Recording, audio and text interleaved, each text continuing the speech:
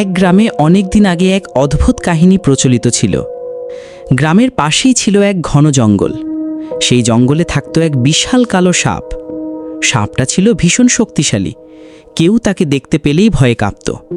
কিন্তু গ্রামের বয়স্করা বলতো এই সাপ অভিশপ্ত, একসময় সে মানুষ ছিল।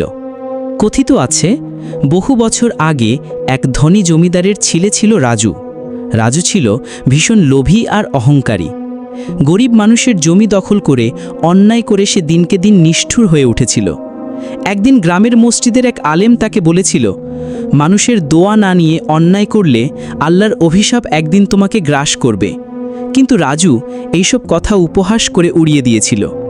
এক রাতে ঝড় বৃষ্টির সময় রাজু জঙ্গলের ভিতর দিয়ে যাচ্ছিল। হঠাৎ বিদ্যুতের আলোয় আকাশ ফেটে গেল আর সে মাটিতে লুটিয়ে পড়ল। সকালের আলো ফোটার পর গ্রামের লোকেরা শুনল রাজু আর মানুষ নেই, সে এক বিশাল কালো সাপে পরিণত হয়েছে। সেই থেকেই সাপটা জঙ্গলে ঘুরে বেড়ায় আর গ্রামবাসী তাকে অভিশপ্ত সাপ বলে ডাকে। তবে সাপটা কাউকে অহেতুক আক্রমণ করত না, কেবল যারা মিথ্যা, অন্যায় আর প্রতারণা করত তাদের সামনে হঠাৎ এসে দাঁড়াত। যারা অন্যায় স্বীকার করে ক্ষমা চাইত তাদের ছেড়ে দিত, কিন্তু যারা জিদ ধরে মন্দ কাজ চালিয়ে যেত তারা আর গ্রামে ফিরত না। এইভাবেই বছরের পর বছর কেটে গেল। গ্রামের মানুষ ধীরে ধীরে শিখল লোভ, অহংকার আর অন্যায় করলে তার ফল ভয়ঙ্কর হয়। আর সেই কালো সাপ হয়ে উঠল গ্রামের মানুষের শিক্ষা আর ভয়ের প্রতীক।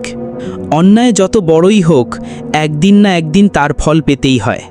তাই সৎ পথে চলা আর মানুষের ভালোবাসা অর্জন করাই জীবনের আসল শক্তি।